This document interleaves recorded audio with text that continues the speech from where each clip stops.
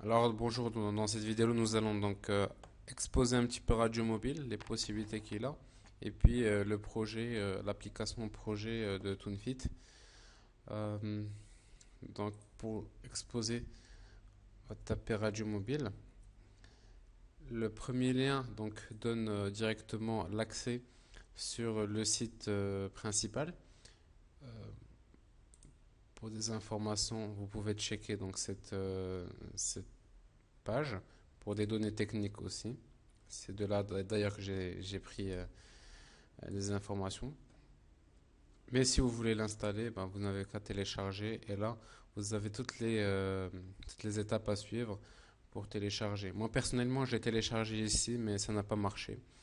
Euh, L'histoire est assez longue, mais c'est pour ça que j'ai opté pour ce site web, vu qu'il donne ici donc de versions plus antérieures à télécharger. Voilà. J'avais des problèmes au niveau donc de la liaison, l'établissement des liens, qui a été résolu par une version antérieure, puisque voilà, il y avait une bibliothèque, une librairie qui n'a pas été téléchargée sur la version nouvelle. Donc voilà. En plus, sur ce site web, on peut avoir aussi des patterns d'antenne à télécharger directement accessibles pour donc une extension radio mobile. Voilà. Ça peut faire l'affaire, je pense. D'accord. Euh, pour radio mobile, alors, il faut l'installer manuellement. Là, c'est le fichier mère qui correspond au cœur de radio mobile. Et l'autre, c'est les fichiers, moi j'ai appelé SRTM, qui contiennent les cartes. Alors, donc l'ouverture à l'ouverture.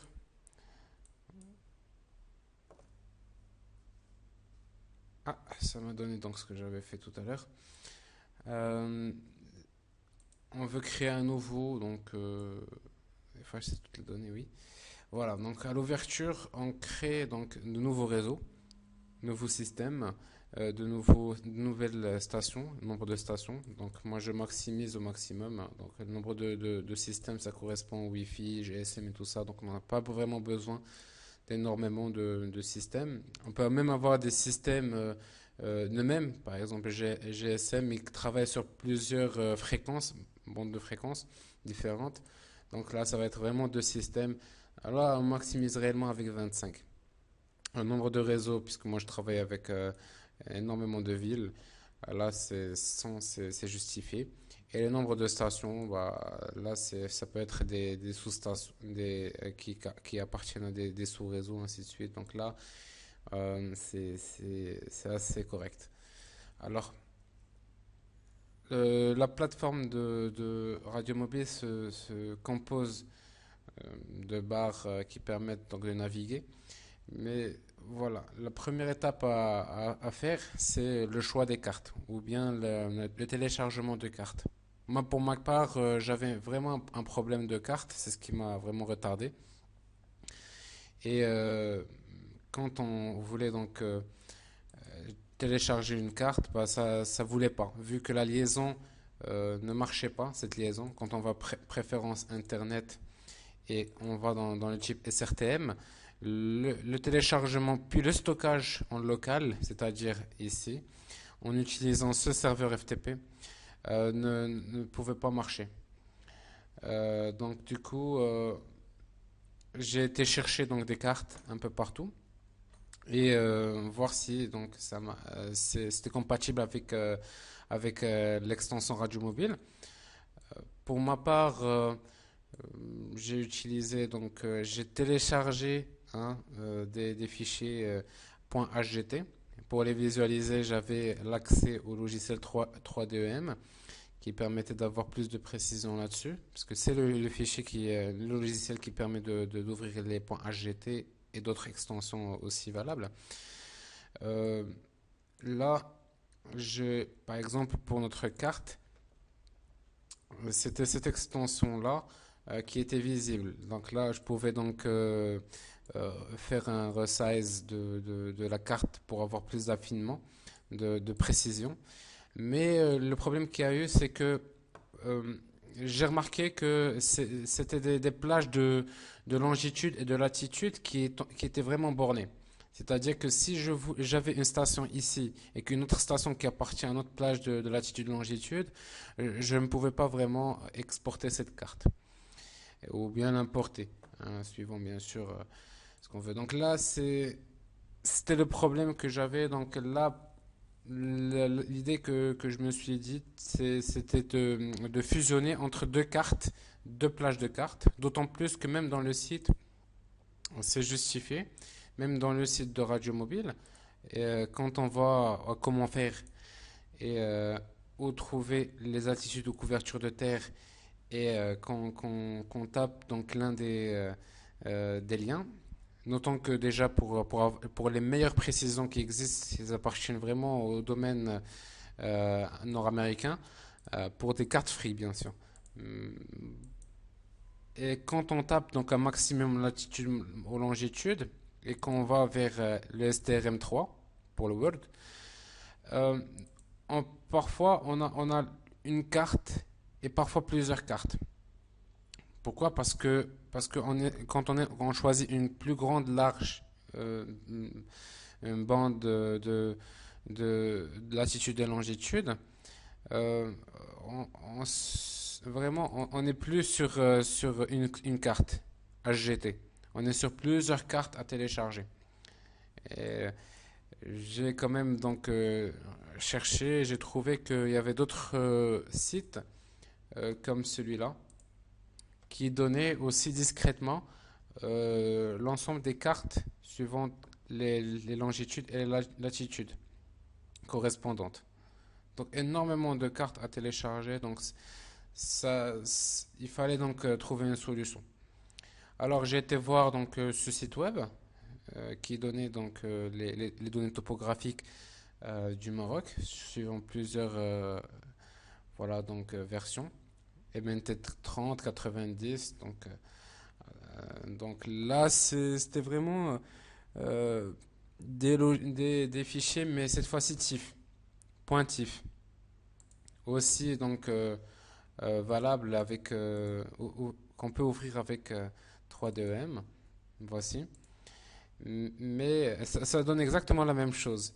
Mais encore une fois, j'avais le problème de fusionner entre deux cartes pour avoir une carte plus large pour réaliser donc les mesures. Alors, j'ai cherché, j'ai trouvé que QuarkGIS permettait de faire la fusion entre deux cartes de type TIFF.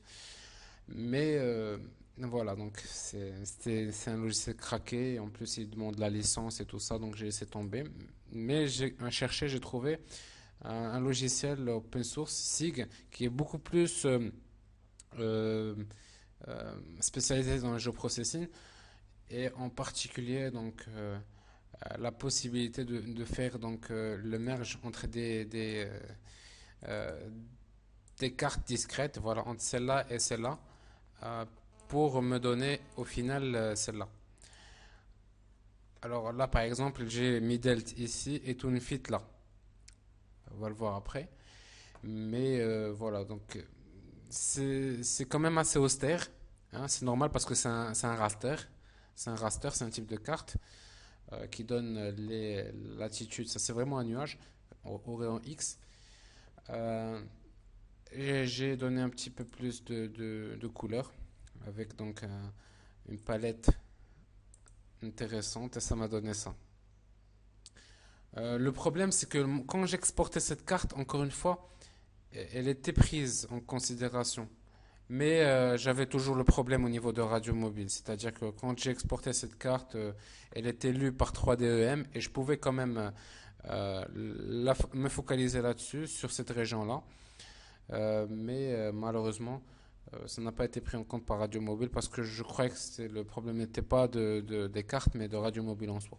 Parce qu'il n'y avait pas les fichiers DL. Par contre, je me suis rendu compte qu'on pouvait aussi exporter cette map et pourquoi pas la mettre au niveau de, de Google Earth par cette fonctionnalité. Donc, je pense que c'était grid, export, export to KML. Et donc nécessairement, je choisissais la carte en soi, celle-là par exemple, et image file, ok,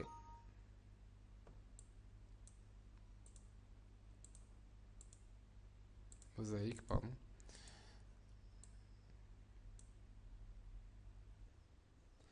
Alors juste après donc avoir fini donc d'exporter, on tombe sur une carte directement visible sur Google Earth vu que c'est l'extension KML. Alors là c'est beaucoup plus sympa à voir. On voit donc de façon précise les élévations. On arrive à apercevoir les lignes ISO d'élévation. Et pour voir si vraiment on est en loss ou pas, si on travaille en espace libre ou on trouve des problèmes au niveau donc de Scadrin. Ça c'est vraiment très précis. Voilà. Donc on voit encore une fois que voilà, c'est pas un terrain plein réellement. Il y a des fossés. Mais qu'au niveau de entre Tunfit et Middelch, si on se met vraiment au niveau de Tunfit, voilà.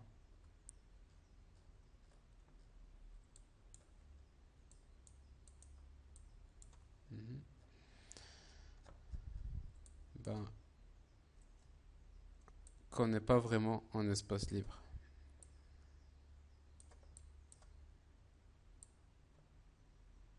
Voilà Tunfit. Et qu'il faut donc passer à travers pas mal d'obstacles pour arriver à la ville de Middelch, qui est ici. Donc c'est pas facile. Alors, ceci étant dit, la première des choses où on s'intéresse là-dessus, c'est la création de la carte, ouverture de carte. Euh, Ici, donc, on voit là, pour ouvrir le panel qui correspond donc, configuration de la carte donnée. Ici, le centrage de carte. Ici, la dimension. Et là, le stockage et l'ouverture en local. Là, si on veut centrer, il faut vraiment aller chercher donc l'altitude et longitude en degrés décimaux, pas ce qu'on trouve, euh, pas comme dans ce cas-là, donc degrés, minutes, secondes, orientation. Mais voilà, on peut faire la correspondance, hein. Il suffit simplement d'aller sur Google Earth et choisir. Aller, donc le centrage, il faut aller au repère, centrer entre TuneFit et Middelch et prendre donc les caractéristiques. Il faut donc faire comme ça. Option degrés décimaux et repérage. Les voici. Ensuite, on peut choisir une carte mondiale, mais ça sert à rien dans notre cas. Euh, Ici, ça correspond aux dimensions, hein, vues. Donc c'est par rapport au zoom. Là, ça correspond à notre carte, donc c'est assez bon. Et la hauteur, c'est l'altitude de prise de carte. Notons que parfois il y a des petites lacunes, hein, liées à la carte elle-même. Donc s'il y a des problèmes et tout, c'est pas de notre faute. Très bien. Euh, Ensuite, il faut ajouter les stations. Les stations, il faut aller directement au panel, aux propriétés des stations et taper le nom, mettre la position. Pourquoi pas changer l'icône pour avoir une meilleure lisibilité. Alors pour ce faire, il faut vraiment entrer les données. Et voilà, donc on va par exemple à Midelt, les propriétés. On prend donc la latitude, on la met ici. Faire attention, encore une fois, c'est des virgules qu'il faut prendre. Et la longitude. Et ça répété pour toutes les stations que vous voulez donc exploiter. Alors tout de suite après avoir ajouté toutes les stations, et donc pour ma part, je définis les stations nord, euh, il faut donc ajouter les propriétés liées hein, au réseau. Là on a nos stations là qu'on arrive à montrer à partir de cette icône, hein. Même pour les liaisons. Je vous expliquerai ça après.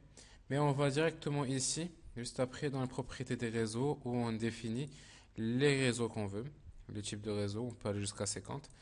Euh, Ajouter le nom du réseau ou sous-réseau, mettre les paramètres importants que sont la fréquence minimale et maximale, et voilà, climat, s'il est équatorial, tempéré, et ainsi de suite. La polarisation du champ E voulu.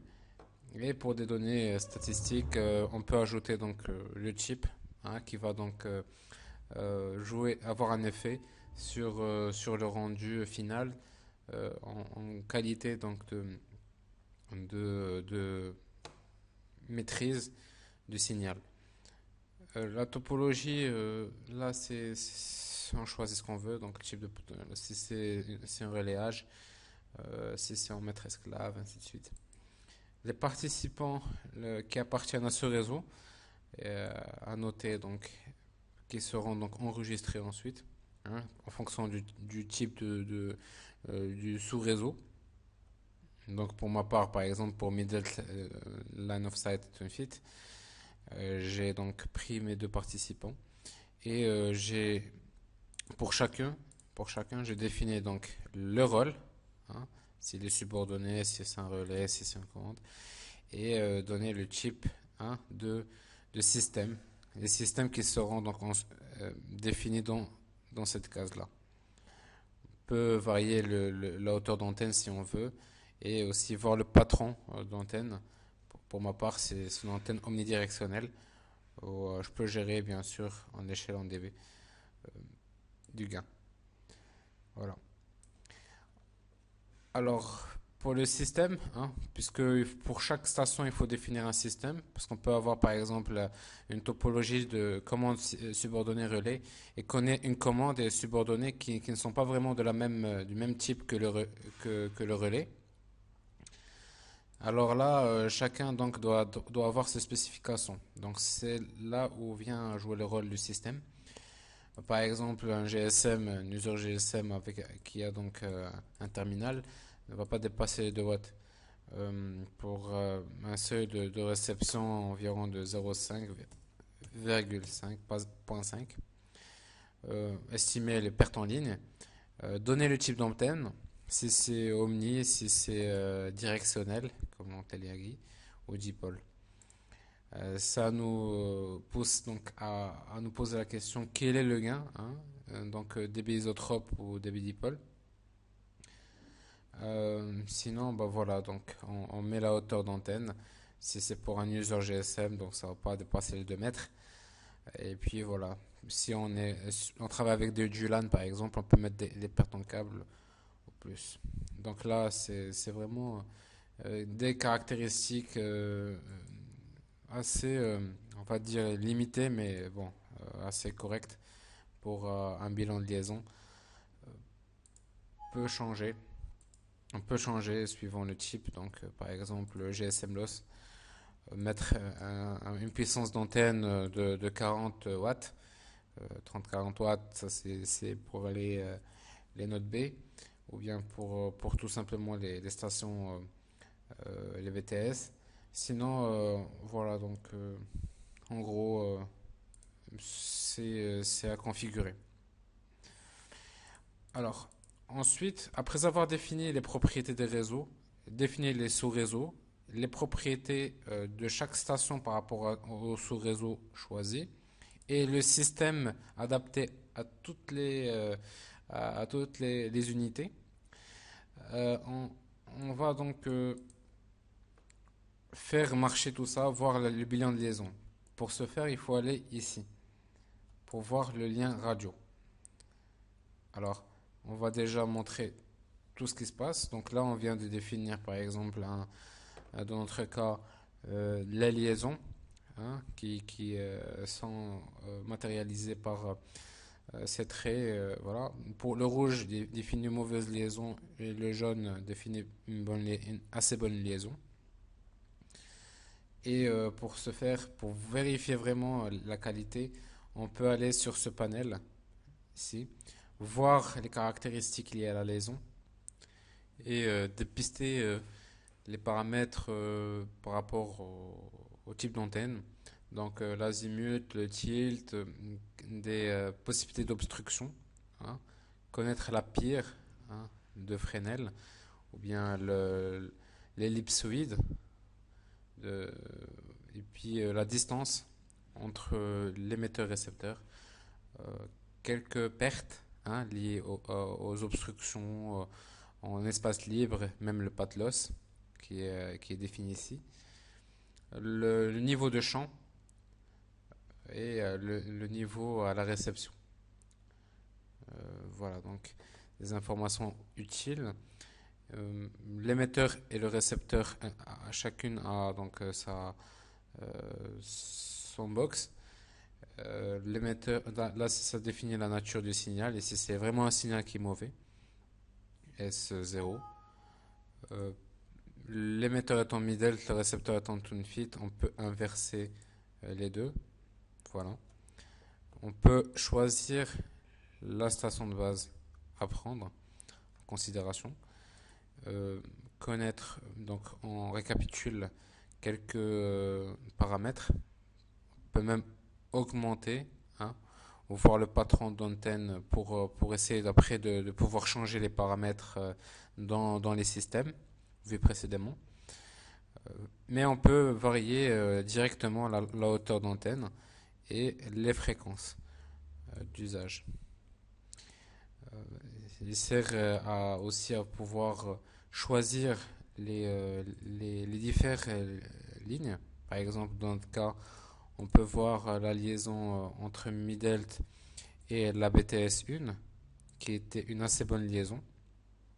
On peut vérifier ça aussi à partir du relief et par rapport aussi au type de système ou de commande utilisé. Ensuite, il y a la possibilité d'avoir la couverture. Et c'est pour l'utilisateur type mobile, pour voir à la portée d'une antenne, par exemple, voilà le signal, pour évaluer les signaux. On a donc cette icône-là, hein, qui, à partir de là, donc, permet d'avoir la station centrale ou à l'émission, voir l'unité mobile. Par exemple, pour ma part, ça peut être une fit, personne une fit.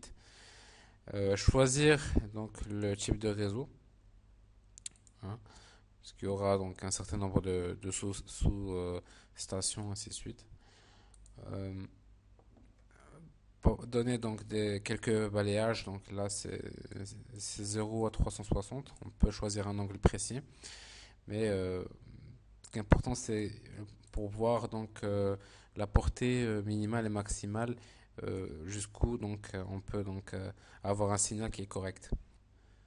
Voilà, et au final donc on vérifie si ça donne quelque chose. Donc là, c'est pour le dessin, le type de dessin qu'on veut.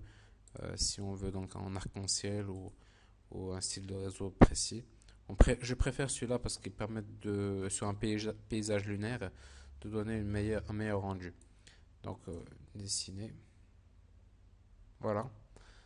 Donc, on a pu quand même avoir un signal assez important. Je pense parce que à cause du type de réseau choisi, hein, de la portée, qui est assez intéressante. On peut donc voir ou tester ça avec plusieurs types de réseaux. Euh, Ensuite, il y a d'autres possibilités, hein, d'affichage, notamment les détails de ma liaison, voir donc quelques caractéristiques du gain. la pire, ainsi de suite. Donc ça, c'est vraiment des caractéristiques techniques intéressantes à exploiter. Voir la portée du signal et de ses caractéristiques liées à l'altitude, les pertes, les champs, la distribution, la distribution gaussienne,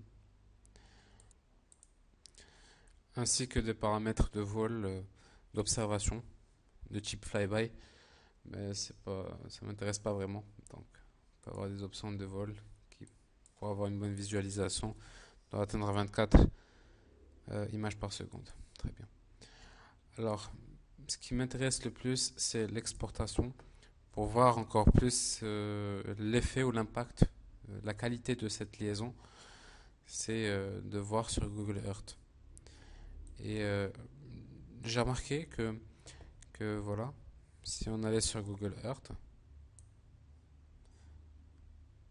pardon, si on allait sur Google Earth, que notre liaison TuneFit avec Midelt ne marchait pas. C'est normal, il y avait un signal qui était vraiment minimal, vu que voilà, la présence de pas mal d'obstructions. Voilà, pour avoir une meilleure vision, lisibilité. Voilà. Et qu'on a ce problème de montagne qui ne permet pas très bien de faire parvenir le signal vers TuneFit. Bon,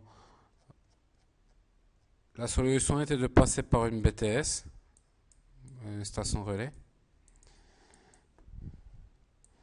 Cette station relais, normalement posée ici, présentait quelques déformations, vu qu'il ne passait pas vraiment directement vers Midelt en loss. Du coup, j'ai dû changer de perspective, d'aller directement vers la BTS en passant par Bumia, parce qu'elle présente aussi donc un réseau GSM 3G, et de lancer directement en line of sight vers Midelt, ce qui m'a donné un meilleur rendu. On est en termes de distance assez correct. Et voilà, donc on peut aussi retransmettre cette liaison ici, où nous voyons que le signal entre TuneFit et Bumia Midelt est assez bon. Le cadre ou de spécification Bumia TuneFit ou Bumia BTS. Voilà, en gros, pour la liaison TuneFit Midelt.